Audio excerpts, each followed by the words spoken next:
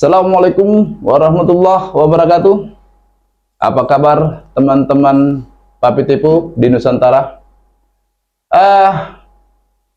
Sepertinya kita di suasana yang masih berbau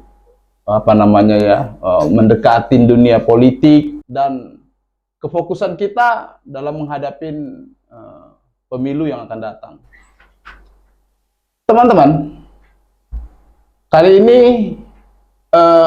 seperti di season-season sebelumnya, Papi Tipu mencoba dan terus berusaha untuk menghadirkan tamu yang dapat memberikan hiburan ataupun edukasi kepada teman-teman di luar sana. Dan tema kita kali ini sedikit sedikit seksi ya kalau bahasanya, yaitu wanita dan dunia pengacara. Telah hadir bersama saya, nanti kita dengarkan sendiri langsung dari beliau bagaimana profilnya. Tapi yang jelas beliau adalah seorang pengacara, karena memang tema kita kali ini masih berhubungan dengan dunia pengacara. Apa kabar Bang Hubban Sitorus? Sehat. Alhamdulillah. Sehat Abang kan? Sehat. Oke. Jadi Bang, aku mau mengucapkan terima kasih ya. Abang sudah menyempatkan waktu, padahal ini weekend, harusnya Abang bareng sama keluarga kan. Nah, jadi terima kasih sekali lagi Bang sudah hadir di podcast Papi Tipu. Nah, seperti yang di awal telah aku sampaikan, bahwasanya tema kita kali ini sedikit seksi nih Bang. Wanita dan dunia pengacara.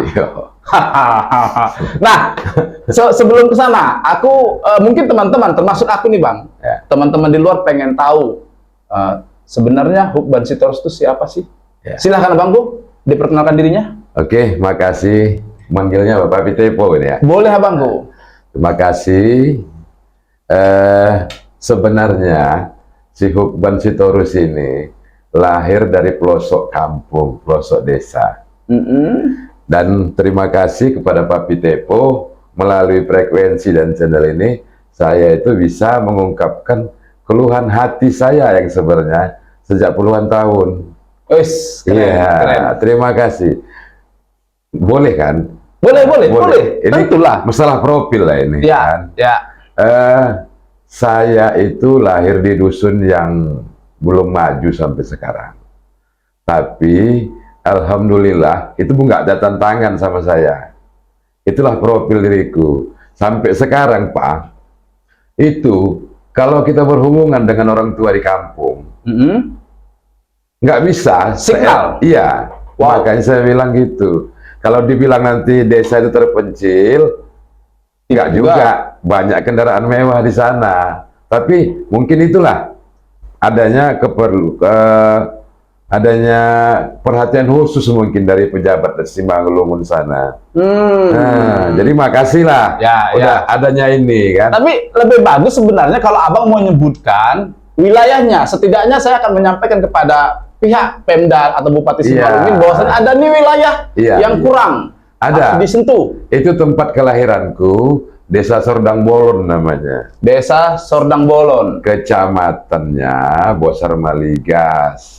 Nah, Kabupaten Simalungun. Oke. Berarti pesan kami, Papi Tipu, kepada Pemda Simalungun, mohon untuk segera turun, dilihat apa betulkah memang belum tersentuh dengan baik. Belum. Dan semoga teman-teman di Pemda Simalungun dapat bereaksi lebih cepat.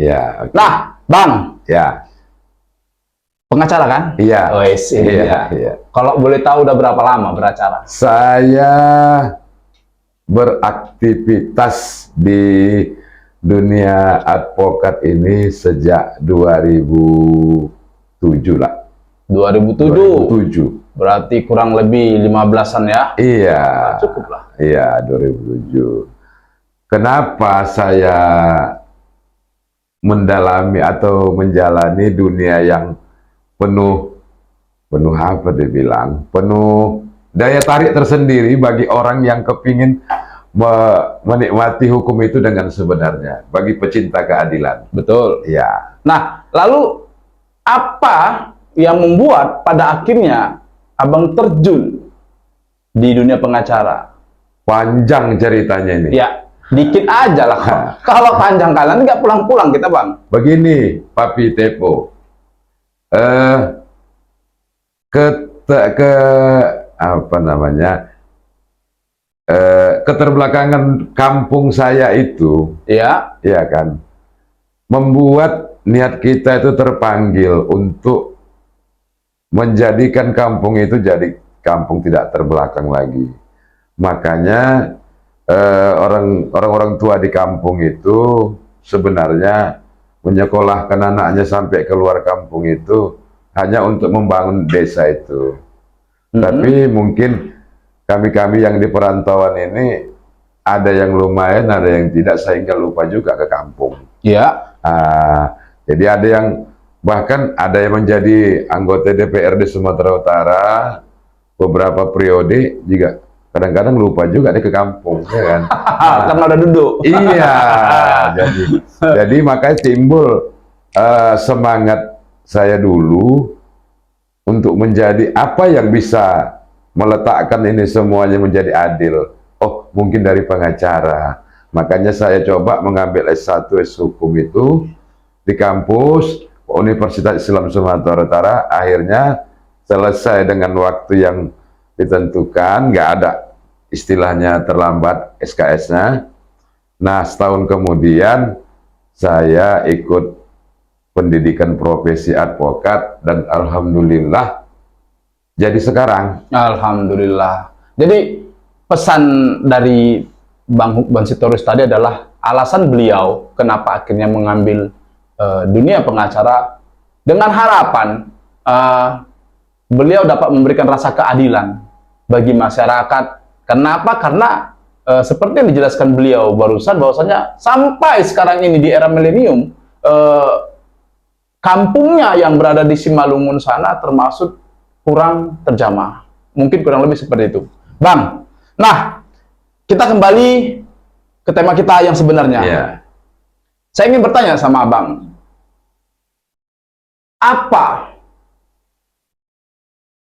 dalam pandangan Abang, dalam perspektif Abang, perempuan, terserah, baik itu orang tua, ibu, istri, atau anak, tapi saya ingin Abang menyampaikan pandangan Abang tentang perempuan.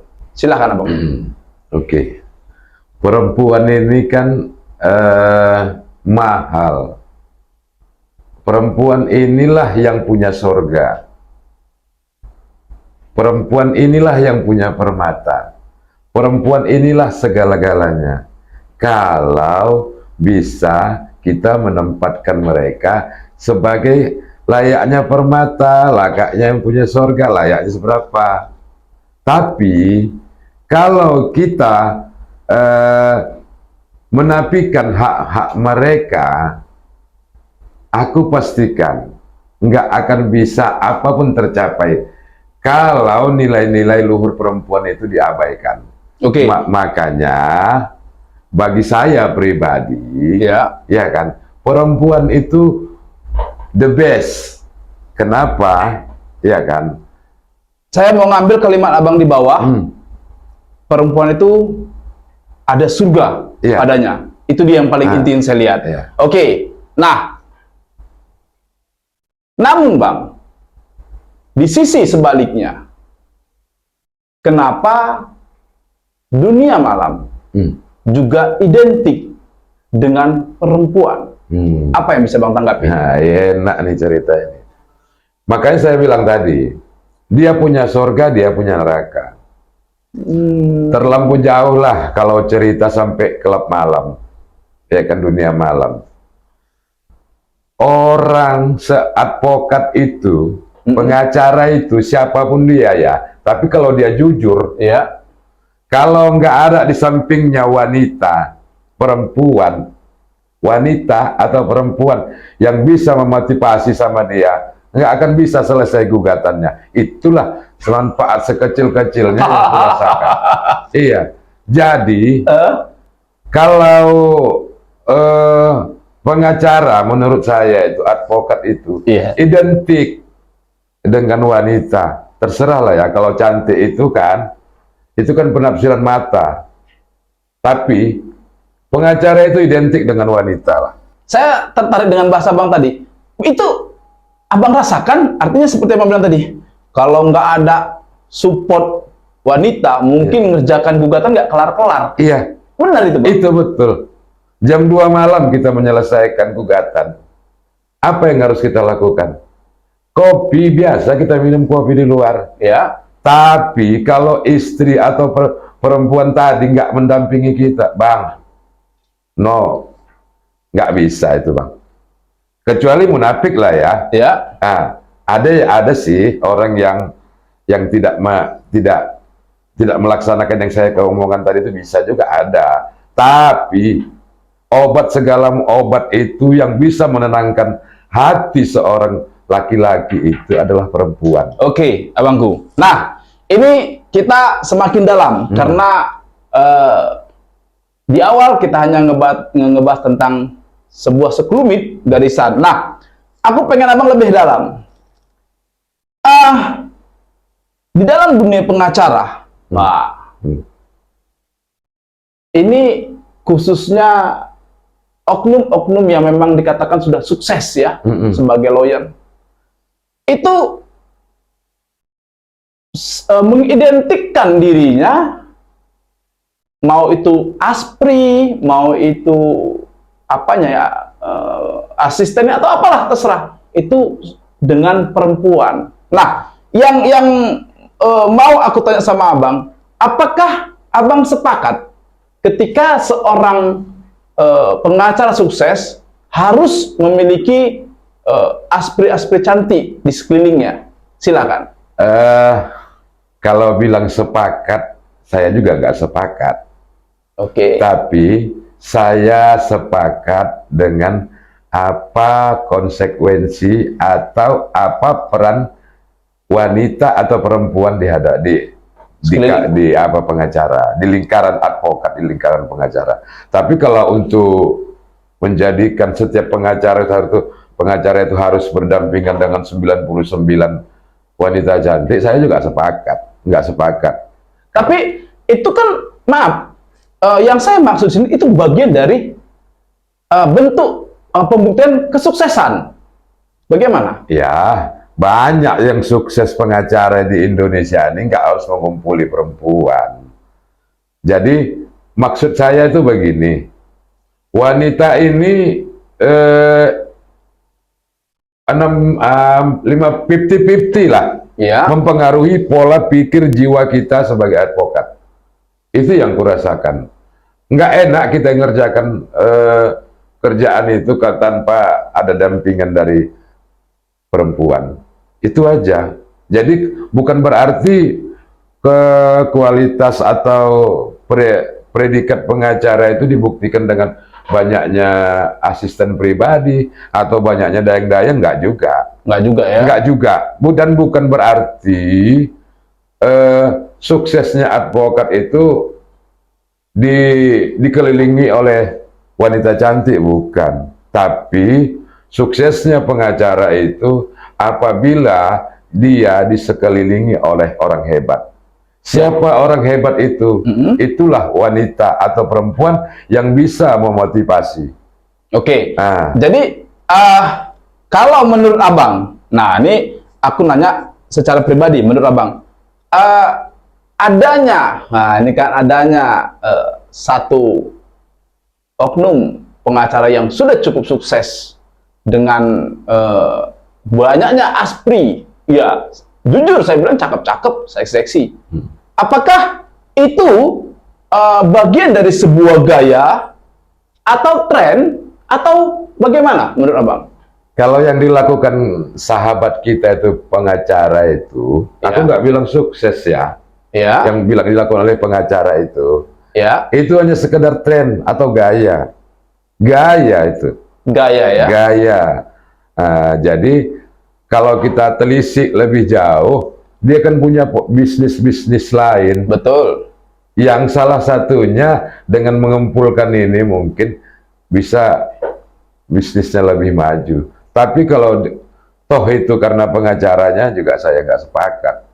Oh, berarti abang lebih melihat ini bagian dari bisnisnya ya, bukan tidak dari sebagai pengacaranya ya. Bukan. Oke, oke. Lanjut bang, lanjut. Tapi saya sepakat, seperti saya bilang tadi, kalau dia pengacara, identik dengan wanita yang bisa membantu dia untuk mengerjakan aktivitas dia. Dan artinya, dia juga nggak ada ketergantungan dengan wanita itu secara ikat. Nggak ada. Tapi, untuk melaksanakan kegiatan itu, dia harus butuh wanita di sampingnya. Kalau itu yang terasa ya, yang terasa. Jadi kalau ada orang bilang juga, nggak ada itu, aku nggak percaya. Oke. Nggak percaya. Nah, yang saya lihat begini bang, di usia profesi abang yang sudah 15 tahunan, dan kalau saya dapat informasi, khususnya di wilayah Kabupaten Langkat, seorang Hukban Sitorus termasuk pengacara yang sudah punya nama, sudah melalang buana. Yang ingin saya tanyakan sama abang, apakah di waktu lalu atau saat ini abang juga memiliki, katakanlah, aspri perempuan? Oh, kalau itu ada pasti. Pasti. Ada. Banyak? Nggak banyak, tapi ada. Ada. Ada. Dan memang itu abang butuhkan? Memang aku butuh itu. Emang aku butuh. Butuh itu. Betul. Teman-teman, tadi Bang Hukban telah menjawab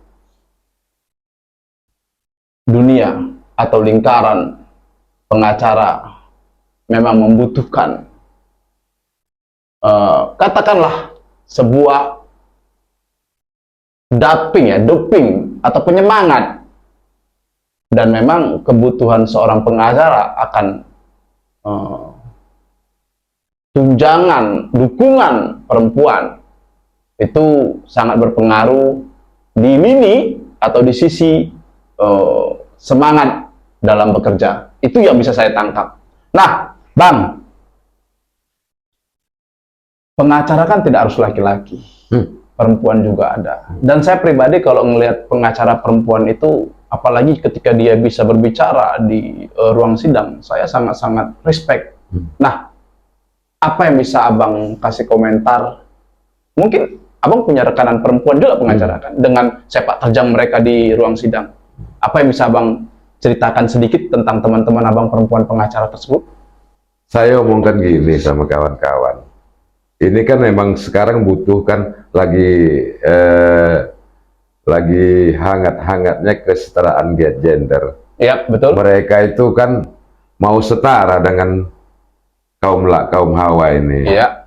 Tapi satu kuncinya, yang di bawah tetap di bawah, yang di atas tetap di atas. Betul pula kalau itu. Karena sehebat-hebatnya mereka, tetap stempelnya itu lelaki adalah pemimpin bagi kaum Hawa. Ar-rijalu qawwamuna 'alan nisa. Itu udah pasti. Nah, kalau itu yang ditantang, tunggu kehancuran. Silahkan mereka melakukan kemauan mereka dengan ada norma-norma di depannya. Dan itu udah hukum itu. Tapi prinsipnya abang termasuk respect ya dengan teman-teman perempuan yang memang juga beracara seperti abang. Iya, respect. Bahkan kan kita dari SD tahu kita itu ada perempuan yang sukses yang bisa membangunkan semangat rakyat Indonesia. Betul. Itu R.A. Kartini kan? Ya, ya. Ya kan? Kita harus akui itu. Dan kita harus akui juga bagaimana skandal White House Ya. di Amerika. Siapa yang buat? Kan perempuan. Betul. Jadi, iya kan? Jadi sejarah itu jangan kita lupakan. Yang benar itu adalah ar-rijalu qawwamuna 'alan nisa. Bukan berarti kita menyampingkan mereka. Kita butuh mereka. Bagaimana adanya lahir presiden kalau tak ada seorang ibu? Macam mana lahir perdana menteri kalau tak ada ibu? Betul. Iya kan? Tapi mereka juga nggak bisa kalau tak ada ayah. Sekarang aja kita baru diakui ada hari ayah. Dulunya kan hari ibu. Benar. Oke, Bang. Ya. Nah, ini mungkin saya bertanya tidak secara umum, tapi personal to personal. Saya pengen Abang kalau memang punya pengalaman ya, tapi kalau nggak punya, Abang nggak perlu menjelaskan. Dalam beberapa kasus ada personal, oknum-oknum pengacara yang ketika beracara akhirnya menikah dengan kliennya, atau akhirnya berpacaran dengan kliennya. Nah, sebagai pengacara, Abang melihatnya bagaimana sih? Apakah ini wajar atau bagaimana? Kalau kasusnya seperti itu banyak. Banyak, bukan ada, banyak. Kenapa? Kadang-kadang yang kita bela itu, yang kita pertahankan haknya itu memang orang teraniaya. Dengan kasus penganiayaan, KDRT, segala macam. Kemana dia harus mengadu? Kecuali dengan advokatnya, pendamping hukumnya. Ya kan? Nah, dari situ timbul rasa. Bagaimana rasanya kita diayomi oleh seseorang. Terserahlah ya, mau akhirnya ke ujungnya ke pelaminan, terserah. Tapi biasanya seorang pengacara itu yang bahasanya itu obsidium nobile itu, pekerja yang baik itu, dia akan memberikan sesuatu yang terbaik untuk kliennya. Nah, dari itu mungkin timbul rasa bintik-bintik atau benih-benih. Nah, inilah menciptakan itu.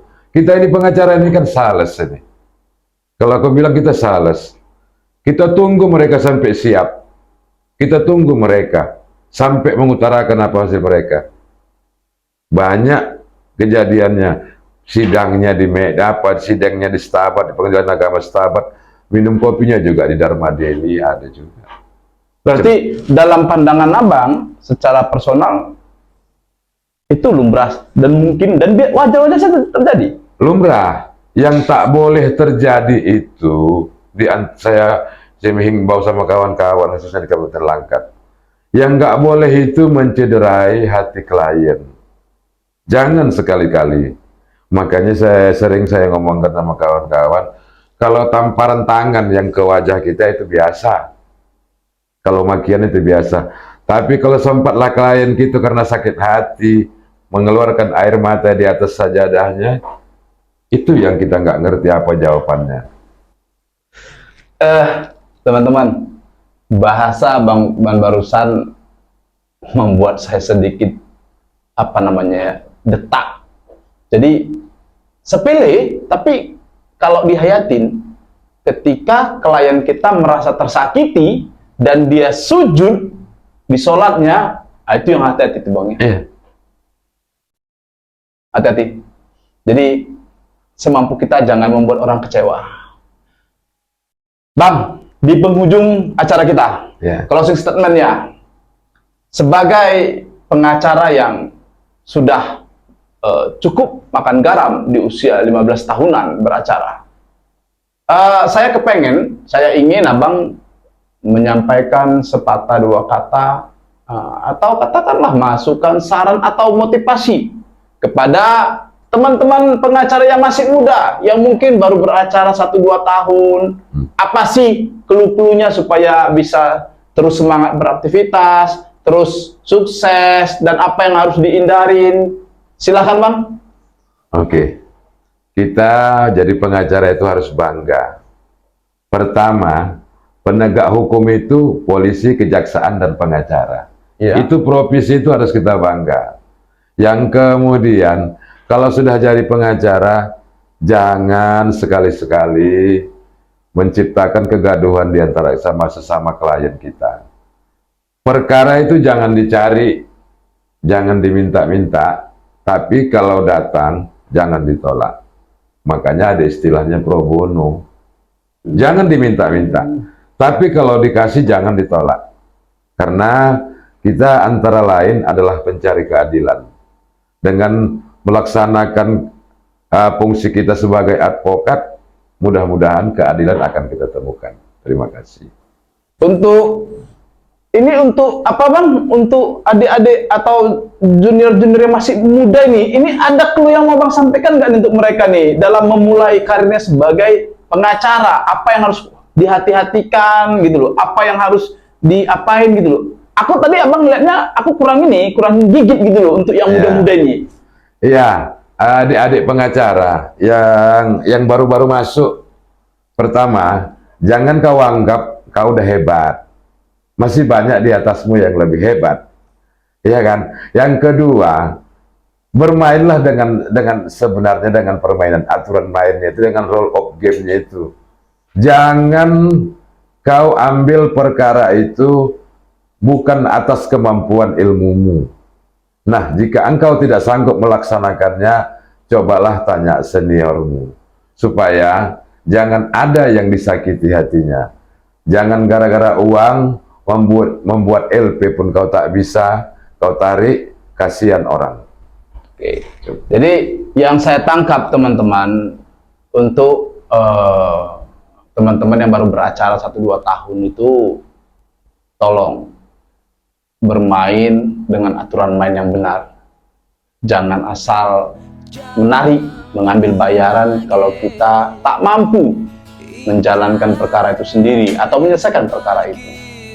Dan yang paling krusial yang saya lihat dari apa yang disampaikan Bang Uben adalah jangan membuat kericuhan katanya. Fokus saja dengan profesimu. Dari Langkat untuk Indonesia Bermartabat, Assalamualaikum warahmatullahi wabarakatuh. Terima kasih Bang, sukses selalu. Assalamualaikum. Salam.